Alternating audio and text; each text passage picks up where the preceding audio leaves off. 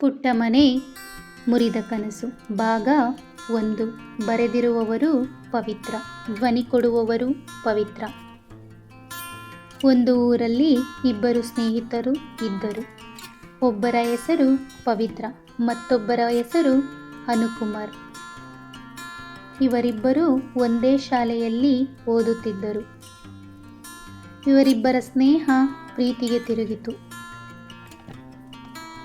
ಆ ದಿನ ಶಾಲೆಯ ಕೊನೆಯ ದಿನವಾಗಿತ್ತು.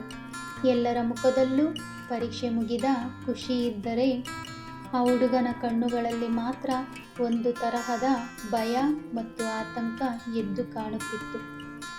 ಕಳೆದ 3 ವರ್ಷಗಳಿಂದ ಅವಳನ್ನು ಜೀವಕ್ಕಿಂತ ಹೆಚ್ಚಾಗಿ ಪ್ರೀತಿಸುತ್ತಿದ್ದ.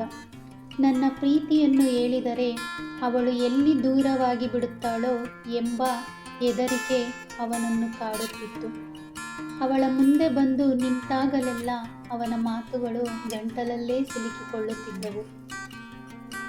ಅವನ ಒದ್ದಾಟವನ್ನು ಗಮನಿಸಿದ ಆ ಹುಡುಗಿ ಅವನೇನೂ ಹೇಳುವುದಿಲ್ಲ ಎಂದು ತಿಳಿದು ತಾನೇ ಅವನ ಹತ್ತಿರ ಬಂದಳು. ಇಲ್ಲಿ ನೋಡು ಅನು, ನಾನು ನಿನ್ನ ಬಳಿ ಏನೋ ಹೇಳಬೇಕು ಎಂದಳು. ತಕ್ಷಣ ಅನು ತಿರುಗಿ ಹೇಳು ಪವಿತ್ರ ಎಂದನು.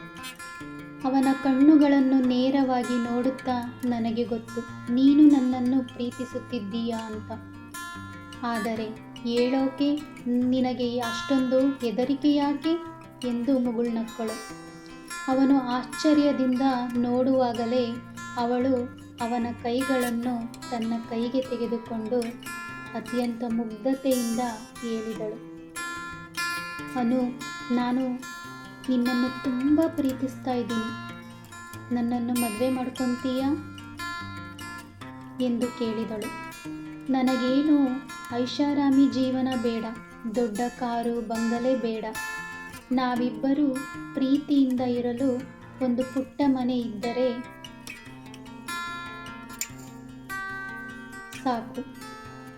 ಆ ಪುಟ್ಟ ಮನೆಯಲ್ಲಿ ನಿನ್ನ ತರಾನೇ ಒಂದು ಮುದ್ದಾದ ಗಂಡು ಮಗು, ನನ್ನ ತರಾನೇ ಒಂದು ಮುದ್ದಾದ ಹೆಣ್ಣು ಮಗು ಇರಬೇಕು.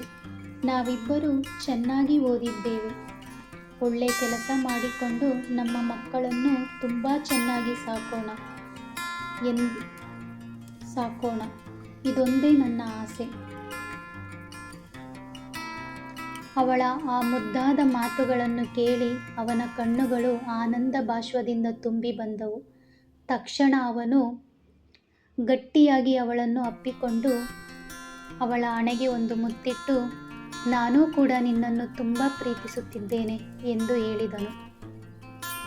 ಇಬ್ಬರು ಒಟ್ಟಿಗೆ ಬಾಳುವ 100 ಕನಸುಗಳನ್ನು ಕಣ್ಣಲ್ಲಿ ತುಂಬಿಕೊಂಡು ತಮ್ಮ ತಮ್ಮ ಮನೆಗೆ ಹೊರಟರು. ಆದರೆ ಅವರ ಆ ಮುಗ್ಧ ಪ್ರೀತಿಯ ಕನಸುಗಳ ಹಿಂದೆ ಎಂತಹ ಕರಾಳ ಸಸ್ಪೆನ್ಸ್ ಕಾಯುತ್ತಿದೆ ಎಂದು ಆ ಬಿಳಿ ಹಕ್ಕಿಗಳಿಗೆ ತಿಳಿದಿರಲಿಲ್ಲ. ವೀಕ್ಷಕರೇ, ಮುಂದಿನ ಭಾಗ ಬೇಕೆಂದರೆ ದಯಮಾಡಿ ಕಮೆಂಟಲ್ಲಿ ತಿಳಿಸಿ.